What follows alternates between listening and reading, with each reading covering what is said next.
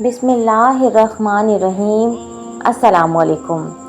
کبھی آپ نے سوچا ہے کہ جب انسان کی سانسیں آخری بار چل رہی ہوں گی، جب آنکھوں کے آگے اندھیرا چھانے لگے گا، جب زبان خاموش ہو جائے گی اور دل کی دھڑکنیں ٹوٹنے لگیں گی، یہ لمحہ ہے موت کا لمحہ۔ قرآن پاک میں ارشاد باری تعالیٰ ہے، کل نفس ذائقۃ الموت، ہر جان کو موت کا مزہ چکھنا ہے۔ روح نکلنے کا منظر کیسا ہوگا؟ پیارے دوستو، اگر آپ نے اب تک میرے چینل کو سبسکرائب نہیں کیا ہے تو کر لیجئے اور ساتھ میں نہ بجنے والی گھنٹی کو بھی دبا دیں۔ اب بات کرتے ہیں روح نکلنے کا منظر کیسا ہوگا۔ نبی کریم صلی اللہ علیہ وآلہ وسلم نے ارشاد فرمایا، جب مومن کی روح نکالی جاتی ہے تو فرشتے سفید چہروں والے آسمانی لباس کے ساتھ آتے ہیں جو خوشبو سے بھرا ہوتا ہے۔ وہ فرشتے اس روح کو بہت نرمی سے نکالتے ہیں، جیسے پانی کسی مشکیزے سے بہہ کر نکلتا ہے۔ پھر اس روح کو لے جایا جاتا ہے آسمان کی طرف۔ ہر آسمان پر فرشتے پوچھتے ہیں، یہ پاکیزہ روح کس کی ہے، اور اسے عزت کے ساتھ بلندیوں کی طرف لے جایا جاتا ہے۔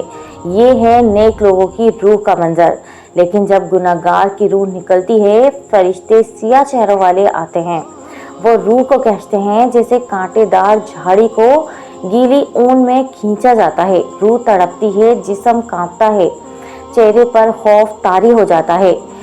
عالم برزخ کیا ہے؟ موت کے بعد انسان نہ دنیا میں ہوتا ہے نہ قیامت میں۔ یہ درمیانی مرحلہ عالم برزخ کہلاتا ہے۔ قرآن پاک میں ارشاد باری تعالیٰ ہے، اور ان کے لیے آگے ایک پردہ ہے قیامت کے دن تک۔ یہ عالم ایک پردہ ہے دنیا اور آخرت کے بیچ میں۔ قبر میں پہلا منظر کیسا ہوگا؟ جب مردہ کو قبر میں رکھا جاتا ہے، زمین کا سینہ کھولا جاتا ہے، اسے الحد میں رکھا جاتا ہے، اور جب لوگ واپس آتے ہیں تو دو فرشتے آتے ہیں، منکر اور نکیر۔ وہ سوال کرتے ہیں، نمبر 1 من ربک، یعنی تیرا رب کون ہے؟ نمبر 2 ما دینک، تیرا دین کیا ہے؟ نمبر 3 یہ شخص جو حضرت محمد صلی اللہ علیہ وآلہ وسلم کے بارے میں کہتا ہے، یہ کون ہے؟ اگر جو نیک انسان ہوتا ہے وہ ان سارے سوالات کے جوابات ٹھیک دیتا ہے، قبر روشنی سے بھر جاتی ہے، جنت کا دروازہ کھول دیا جاتا ہے، ایک خوشبودار مہمانداری کا سماں ہوتا ہے۔ لیکن گناہگار جواب نہیں دے پاتا، قبر تنگ ہو جاتی ہے اور اس کے لیے عذاب شروع ہو جاتا ہے۔ عبرت کا لمحہ ہے، ہم سب کو اس منزل سے گزرنا ہے۔ نہ کوئی بادشاہ بچا ہے، نہ غریب، نہ عالم، نہ جاہل، بس وہی کامیاب ہے جو اللہ تعالیٰ سے ڈر کر نیک اعمال کے ساتھ اپنی زندگی گزارتا ہے۔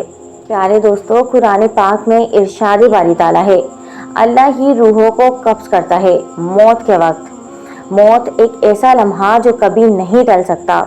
دنیا میں ہر کام کی مہلت ہے، لیکن موت کی گھڑی نہ ایک لمحہ آگے ہے اور نہ ایک لمحہ پیچھے۔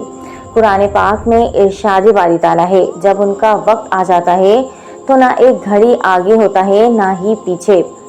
جب نیک مومن کی روح قبض کی جاتی ہے تو رسول اللہ صلی اللہ علیہ وآلہ وسلم نے ارشاد فرمایا، فرشتہ آتا ہے اور کہتا ہے، اے پاکیزہ روح، جو پاک جسم میں تھی، اللہ کی رحمت اور خوشنودی کی طرف آ جا۔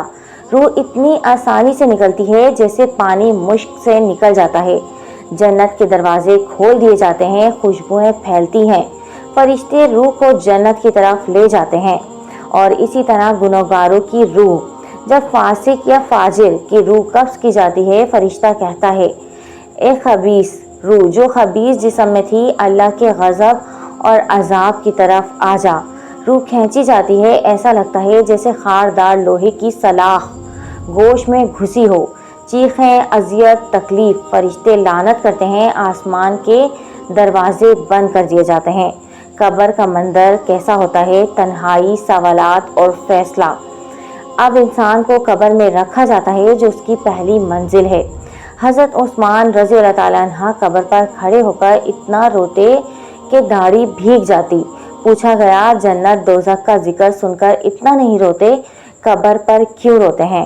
فرمایا، میں نے رسول اللہ صلی اللہ علیہ وآلہ وسلم کو فرماتے سنا، قبر آخرت کی پہلی منزل ہے، جو اس میں کامیاب اور اس کے لیے آگے آسانی ہے، جو ناکام ہو گیا اس کے لیے آگے سختی ہے۔ सवालात कब्र ईमान का इम्तिहान है। कब्र में आते हैं दो फरिश्ते, चेहरे खौफनाक, आवाज़ गजदार, इंसान को झंझोड़ते हैं। पूछते हैं मन रब्बु का, माँ दीनु का, और तुम्हारा हज़रत मोहम्मद सल्लल्लाहु अलैहि वसल्लम कौन है। अगर ईमान लाए, नेक अमल किया हो, नबी करीम सल्लल्लाहु अलैहि वसल्लम को माना हो, सच बोला हो तो कब्र जन्नत का बाग बन जाती है। अगर झूठा बेअमल गुनाहगार निकला तो कब्र दोज़ख का गड़ा बन जाती है। अज़ाब कब्र हदीस के अल्फाज हैं।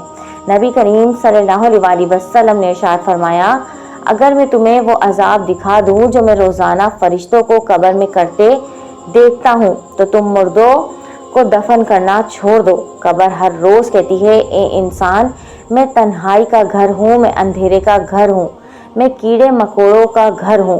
प्यारे दोस्तों, बरज़ख का दौरानिया, वक्त का एहसास मिट जाता है। आलमे बरज़ख में हज़ारों साल गुजर जाएंगे मगर मुर्दा कहेगा, कुरान पाक में इरशाद बारी ताला है, तुम कितनी देर दुनिया में रहे। वो कहेगा, एक दिन या उसका कुछ हिस्सा। नेक रूहों का आराम ख्वाब की तरह का सुकून होता है। नेक लोगों की रूहें जन्नत के परिंदों की शक्ल में शजरा तूबा में बसेरा करती हैं, जन्नत के खुशबूदार दरख्तों में सैर करती हैं। इबरत और अंजाम क्या है, निजात कैसे मिलेगी। आज हम दुनिया की फिक्रों में गुम हैं, लेकिन एक दिन हम में से हर एक उसी कब्र में होगा। ना माल साथ जाएगा, ना शोहरत, ना दोस्त, ना फॉलोअर्स, बस जाएगा नमाज, रोज़ा, सदका, कुरान, नेकी और सच्चाई। या अल्लाह, हमें ईमान के साथ मौत दे, कब्र का अजाब माफ़ फरमा और बरज़ख को जन्नत का बाग बना दे। आमीन या रब्बुल आलमीन।